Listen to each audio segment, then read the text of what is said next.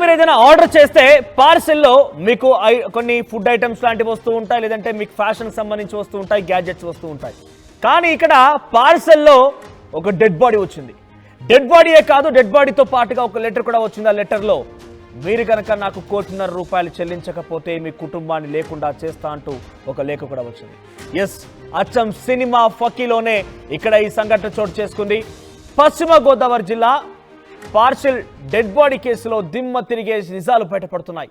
ఏకంగా పశ్చిమ గోదావరి జిల్లా ఉండి మండలం యాండగండి సంబంధించినటువంటి ఈ గ్రామంలో సాగి తులసి అనే ఒక మహిళ ఇల్లు నిర్మిస్తోంది. అయితే తను క్షత్రియ సామాజిక వర్గానికి సంబంధించిన మహిళ.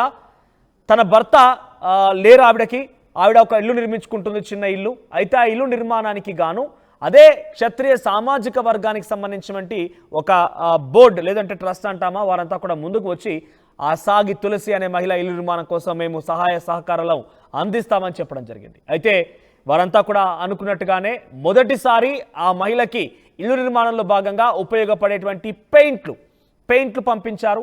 ఆ తర్వాత రెండవసారి పార్సల్లో తనకి సుమారుగా ఇంటికి సంబంధించిన టైల్స్ పంపించారు, కింద ఫ్లోర్ టైల్స్ పంపించారు. ఇక మూడవసారి ఆ మహిళకి సహాయార్థం పంపిస్తున్నటువంటి ఆ క్షత్రియ సామాజిక వర్గం పంపించేటువంటి అప్పటికి 2 సార్లు ఈ రకంగా ఇంటి సామాగ్రి వచ్చాయి. మూడవసారి కూడా గురువారం రోజున, అంటే ఈ గురువారం రోజున మొన్న ఒక పార్సల్ వచ్చింది. ఆ పార్సల్ ఓపెన్ చేసి చూస్తే దాంట్లో 4 రోజుల క్రితమే మరణించినటువంటి ఒక కుళ్ళిపోయిన శవం ఉంది. ఆ శవం పైనే పార్సల్ ఓపెన్ చేయగానే ఒక లేఖ కూడా ఉంది. ఆ లేఖలో నువ్వు గనక ₹1,50,00,000 చెల్లించకపోతే నీ కుటుంబం మొత్తం లేకుండా చేస్తామంటూ ఒక హెచ్చరిక ఉంది. ఇక్కడ వరకు ఒక సీన్. మనం ఒకసారి హిస్టరీలో కనుక వెళ్తే అప్పటికే సాగి తులసి అనే ఒక మహిళకి 2012లోనే తన భర్త శ్రీనివాసరావు కనిపించకుండా పోయాడు. సుమారుగా 10 సంవత్సరాలు కావస్తోంది. అప్పటి నుంచి కూడా ఆమె తన తండ్రి ముద్దునూరి రంగరాజుతోనే ఉంటున్నారు. తన తండ్రి ఇంట్లోనే ఉంటున్నారు, అదే గ్రామంలో ఉంటున్నారు. అయితే తన చెల్లెలు సాగి తులసి వాళ్ళ చెల్లెలు రేవతి అనే మహిళ ఇంటర్ క్యాస్ట్ మ్యారేజ్ చేసుకుంది, కులాంతర వివాహం చేసుకుంది, ప్రేమ వివాహంగా తెలుస్తోంది. శ్రీధర్ అనే ఒక వ్యక్తిని పెళ్లి చేసుకుంది రేవతి. ఆ తర్వాత ఇక్కడ సాగి తులసి తల్లిదండ్రులతో పాటే ఉంటుంది, చిన్న చితక పనులు చేస్తూ అక్కడే నివసిస్తోంది. చెల్లెలు రేవతి పెళ్లి చేసుకొని ఇంకొక శ్రీధర్తో పెళ్లి చేసుకొని అక్కడి నుంచి వెళ్ళిపోయింది. 10 ఏళ్ల తర్వాత శ్రీధర్ ఎవరైతే పెళ్లి చేసుకున్నారో ఆ శ్రీధర్ రేవతిలకి గర్భం దాల్చింది రేవతి. ఆ తర్వాత తల్లి గారి ఇంటికి వచ్చింది, ఇక్కడికి ముద్దునూరు రంగరాజు గారి ఇంటికి, ఎండగండి విలేజ్కి. ఇక్కడికి వచ్చిన తర్వాత రేవతి అక్కడికి వచ్చింది. అప్పటికే తులసి తల్లిదండ్రుల దగ్గరే ఉంటుంది. ఇద్దరి మధ్య ఆస్తికి సంబంధించి ఏదో వివాదాలు తలెత్తినట్టు తెలుస్తోంది. ఈ నేపథ్యంలోనే తులసి ఇక తల్లిదండ్రుల్లో దగ్గరే ఉండడానికి ఒప్పుకోవడం లేదు, తల్లిదండ్రుల దగ్గర ఉండడానికి విరమించుకుంది. ఆ నిర్ణయాన్ని అక్కడి నుంచి బయటపడాలి, నేను స్వతగా ఉండాలి అని చెప్పి నిర్ణయించుకుంది. అందులో భాగంగానే ఒక చిన్న ఇల్లు కట్టుకునేందుకు నిర్ణయించుకొని బయటకు వచ్చి ఇల్లు నిర్మాణం చేపడుతోంది. ఎస్, ఇక్కడే అసలు విషయం తెర మీదకి వచ్చింది. ప్రజెంట్ సిచ్యువేషన్ ఇది. ఇల్లు నిర్మాణం జరుగుతున్న నేపథ్యంలో క్షత్రియ సామాజిక వర్గానికి సంబంధించిన ఒక కమ్యూనిటీ, ఒక ట్రస్ట్ ఆవిడకి సహాయం చేస్తోంది. ఆ తర్వాత ఫస్ట్ సారి ఆవిడకి పెయింట్ పంపించారు, రెండవసారి టైల్స్ పంపించారు, మూడవసారి చూస్తే కుళ్ళిపోయిన శవంతో పాటుగా ఒక లెటర్ కూడా వచ్చింది. ఇక్కడ అసలు ట్విస్ట్ దాగి ఉంది. గురువారం రోజున ఏదైతే అప్పుడు పార్సల్ వచ్చిందో ఆ పార్సల్ వచ్చిన సమయంలో తులసి తన తల్లిదండ్రుల దగ్గరికి వెళ్ళింది, తల్లిదండ్రుల దగ్గరే ఉంది. రేవతి అక్కడే ఉంది. అప్పటికే కొంత డిస్కషన్ జరుగుతున్నాయి, ఆస్తివాదాలు తలెత్తుతున్నాయి రేవతి తులసి మధ్య. ఆ పార్సల్ ఓపెన్ చేసే సమయంలో కూడా రేవతి భర్త కూడా అదే ఇంట్లో ఉన్నారు. పార్సల్ ఓపెన్ చేసిన తర్వాత ఇవన్నీ దృశ్యాలు, ఆ డెడ్ బాడీ, ఆ పేపర్ అంతా చూసిన తర్వాత నుంచి ఎప్పుడైతే పోలీసులు ఎంట్రీ ఇచ్చారో అప్పటి నుంచి రేవతి భర్త శ్రీధర్ కనిపించకుండా పోయాడు. రేవతి భర్త శ్రీధర్ కనిపించకపోవడంతో ఒక్కసారిగా టర్న్ మొత్తం కూడా శ్రీధర్ వైపుగా మరలింది. అయితే ఇక్కడ ఇంట్రెస్టింగ్ విషయం ఏంటంటే ఎప్పుడైతే 2012లో శ్రీనివాసరావు తులసి భర్త కనిపించకుండా పోయాడో ఆ సమయంలో ఆయన ₹3,00,000 ఎవరి దగ్గర నుంచి అప్పు తీసుకున్నాడట, బ్యాంక్ దగ్గర నుంచి. అయితే ఆ ₹3,00,000 అప్పుకి ఇప్పుడు ₹1,50,00,000 అయింది. నువ్వు గనక అవి చెల్లించకపోతే మీ పూర్తిగా కుటుంబం లేకుండా చేస్తామని చెప్పి ఆ లెటర్లో, డెడ్ బాడీతో వచ్చిన లెటర్లో అందులో మెన్షన్ చేసి ఉన్నారు. సో ప్రజెంట్ పోలీసుల వివరాల ప్రకారంగా శ్రీధర్ వైపుగా పూర్తి ఈ చాప్టర్ మొత్తం కూడా అటువైపుగా మళ్ళీ శ్రీధర్ వైపుగా దారి మళ్ళింది. అయితే ఎవరు పార్సల్ తీసుకొచ్చారు ఏంటి అనే విషయాన్ని తెలుసుకుందామన్నా కూడా ఆ విలేజ్ మొత్తంలో ఎక్కడ కూడా ఒక సీసీటీవీ ఫుటేజ్ కానీ సీసీటీవీ కెమెరా లేదు.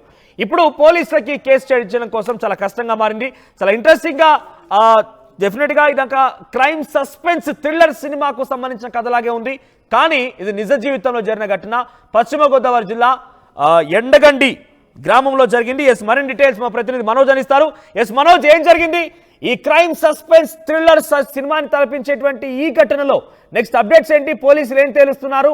శ్రీధర్ వైపుగా పూర్తి దృష్టి మరలింది. శ్రీధర్ అక్కడి నుంచి కనిపించకపోవడంతో శ్రీధర్ వైపుగా దృష్టి మరలింది. ప్రస్తుతం శ్రీధర్ కోసం గాలింపు చర్యలు చేపడుతున్నారా? అసలు శ్రీధర్ ఎందుకు పారిపోవాల్సి వచ్చింది? అప్డేట్స్ ఏంటి?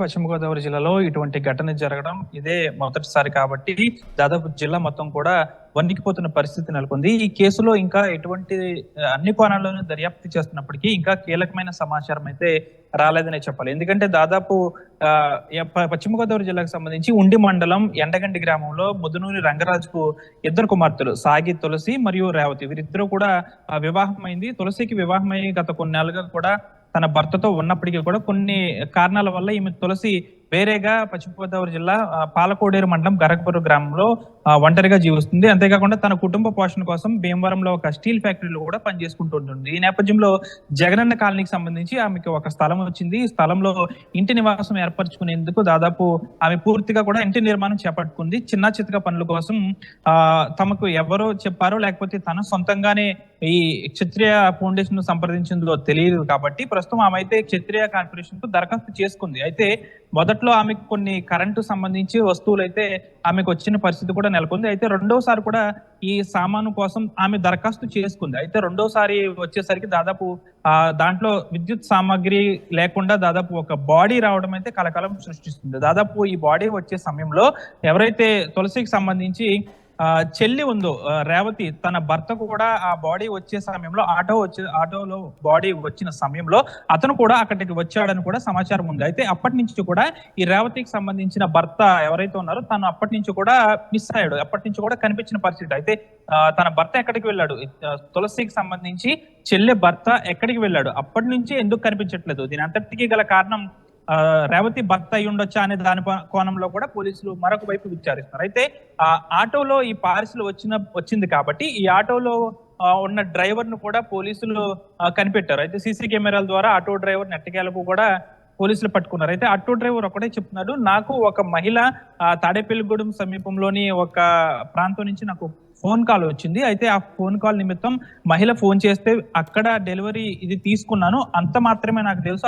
ఆ తర్వాత ఉండి మండలం ఎండగండి వచ్చి మాత్రమే నేను అక్కడ పార్సిల్ ను ఇచ్చానని ఆటో డ్రైవర్ చెప్తున్నారు. అంతే తప్ప నాకు దీనికి సంబంధించి ఎక్కడ కూడా నాకు ఏమీ తెలియదు, నాకు కేవలం కిరాయి వచ్చింది కాబట్టి ఆ కిరాయి కోసం నేను అక్కడికి వెళ్ళి అది ఇచ్చేసి నేను వెళ్ళిపోయాను అని కూడా అంటారు. అయితే ఇది సాధారణంగా అందరూ కూడా గురువారం జరిగింది అనుకుంటారు. అయితే గురువారం కంటే 2 రోజుల ముందే ఈ పార్సిల్ అనేది ఎండగండి గ్రామానికి, అయితే తులసి ఉండే గ్రామం కాకుండా తన తులసికి సంబంధించి ఎటువంటి వస్తువులు వచ్చినా ఎండగండి గ్రామం ఆయన తల్లిదండ్రుల నివాసానికి వెళ్తాయి ఆ పార్సిల్ అన్ని కూడా.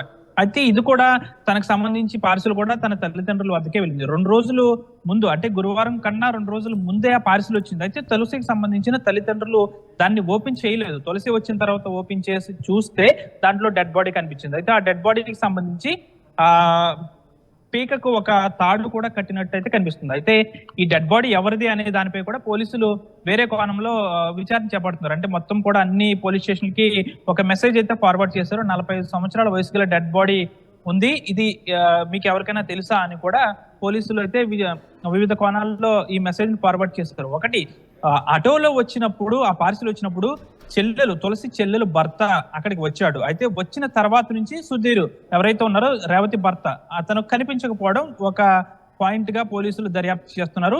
ఈ ఆటోలో వచ్చింది కాబట్టి ఆటోలో ఉన్న వ్యక్తిని కూడా ప్రశ్నించారు కాబట్టి ఆటోలో ఉన్న వ్యక్తి నాకు ఏమీ తెలియదు, కేవలం కిరాయి కోసమే నేను అది ఒప్పుకున్నాను తప్ప పార్సిల్ లో ఏముందో వాళ్ళు ఎవరో కూడా నాకు తెలియదు అన్నారు కాబట్టి ఆటో డ్రైవర్ కథ అంటే మనోజ్ అయితే పంపించింది కాస్త మొదటి 2 ముగిసిన- సార్లు పార్సల్ వచ్చింది క్షత్రియ సామాజిక వర్గం ట్రస్ట్ నుంచి, కార్పొరేషన్ నుంచి, కాబట్టి తిరిగి దాన్ని సంప్రదించే ప్రయత్నం చేయలేదా? ఎందుకంటే మొదటి 2 సార్లు వచ్చినప్పుడు ఒకసారి పెయింట్, ఆ తర్వాత మరోసారి వచ్చినప్పుడు టైల్స్ లాంటివి వచ్చి అప్పుడు నిజంగానే జరిగింది.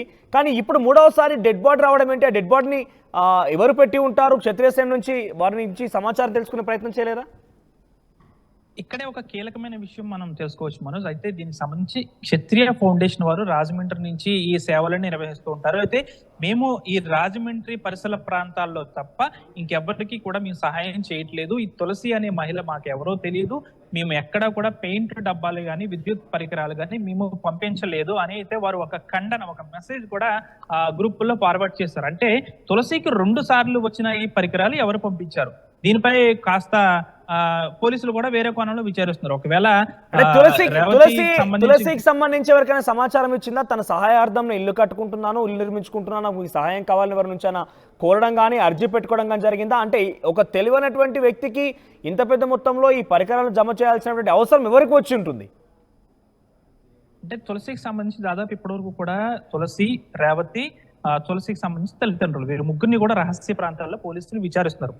తులసికి సంబంధించిన ఫోన్ కాల్ డేటా అంతా కూడా మొత్తం తీస్తున్న పరిస్థితి. అయితే తులసినే కావాలని ఈ విధంగా వేరే వారిని సంప్రదించి కావాలని ఈ విధంగా చేశారా, లేకపోతే రేవతి భర్త తులసిని సంప్రదించి ఈ విధంగా ఏమన్నా ఒక స్కెచ్ వేసి ఈ వస్తువుల్ని 2 సార్లు పంపించి 3వసారి ఏమన్నా డబ్బులు డిమాండ్ చేయడం కోసం ఈ విధంగా రేవతి భర్త చేశాడా అనే దాని కోణంలో కూడా పోలీసులు విచారిస్తారు. ఎందుకంటే మనోజ్ ఎవరి దగ్గర అర్జీ పెట్టుకోలేదు, ఎవరి దగ్గర రిక్వెస్ట్ పెట్టుకోకుంటే తనంతటా తానే పార్సల్స్ ఎలా వస్తాయి? తులసి ఎవరైనా అడిగి ఉండాలి, లేదంటే ఎవరైనా తులసి సహాయార్థం వాళ్ళే మెసేజ్ చేసి తను సంప్రదించి ఇచ్చైనా ఉండాలి. ఇదేది జరగకుండా డైరెక్ట్ గా పార్సల్ వచ్చిందనంటే అనుమానపడాల్సిందే కదా. అనుమానపడకుండా 2 సార్లు పార్సల్ తీసుకొని 3వసారి కూడా వచ్చిందన్నప్పుడు ఇప్పుడు తెర మీదకి వచ్చి రావడం ఏంటి? అంటే దీనికి కొంత సస్పీషియస్ గా ఉంది. ఖచ్చితంగా తులసి అసలు ఎవరిని సంప్రదించింది?